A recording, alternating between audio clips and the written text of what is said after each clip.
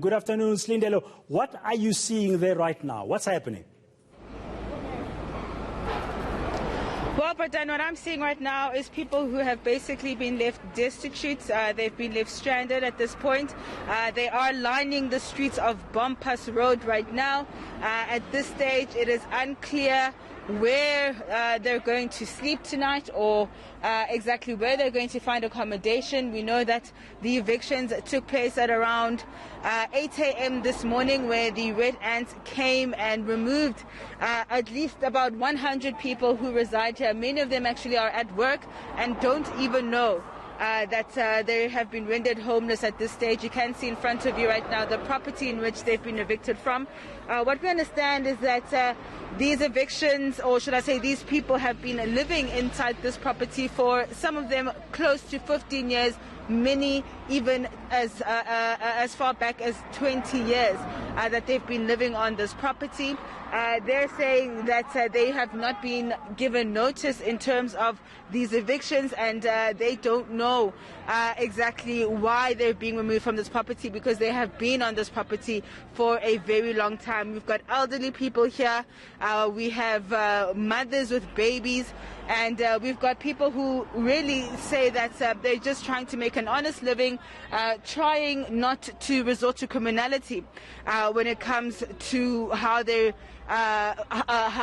are living. And so I am joined by some of those right now who have been evicted. Thank you so much for joining me. Just explain to me how you ended up on this property and where you're going to sleep tonight. Well, first of all, it was when the lockdown started, they couldn't make money, so most of our places were closed down, and then this place was open to, we knew this place from our friends and everything, so we came here just to stay, because we couldn't move, we couldn't make it, we had no means of making money, no means of income. Yes, something like that. So what happened this morning when you woke up?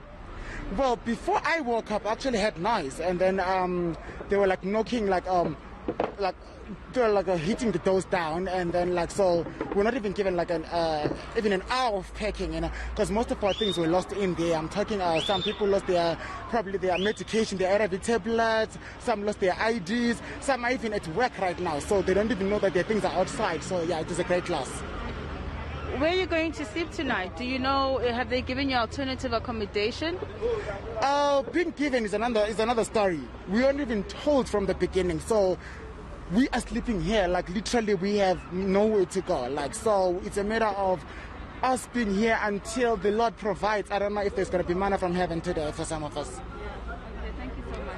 You're welcome. All right, but then as you can hear, many of them are just really stranded at this point, and they have no idea in terms of where they're going to sleep tonight.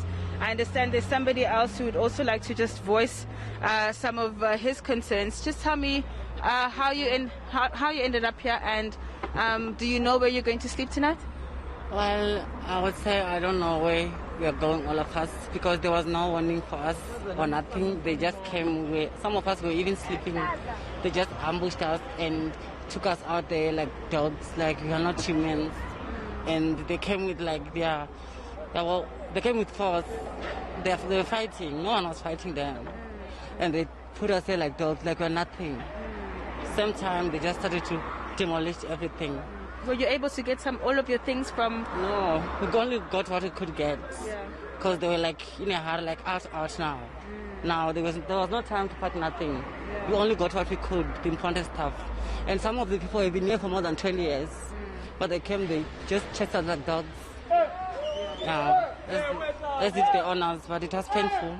Yeah. I even cried, but there's nothing that's going to help crying. Yeah. They're also humans. What they did today, they'll remember one day. Yeah. If you could maybe speak to somebody from government, maybe if they're watching right now, what would you say to them? I would say whatever happened here, it shows other hearts. And really, truly speaking, it's true what they say. Racism is there. And to be honest, it's only the bulls that were so harsh, fucking out. Those white ones. The rest, they were just taking it slow. So really, it wasn't nice. It was like a dogs. But it's staying here like home. It became a home to some of us. Yeah, and it became a part of us. Even watching it being demolished like this, no. Anyway, yeah, it's fine. Thank you so much. Thank you. All right, as you can hear, Badan, they've been kicked out like dogs, just to quote what the gentleman has said right now, and they absolutely have no idea where to from here. Slee, just to clarify, do we know whose property this is? And the people who've occupied it now, and some of them for 15 years, have just been evicted, as we see in those visuals. Where are they from? You know, those are a lot of details that are still sketchy right now.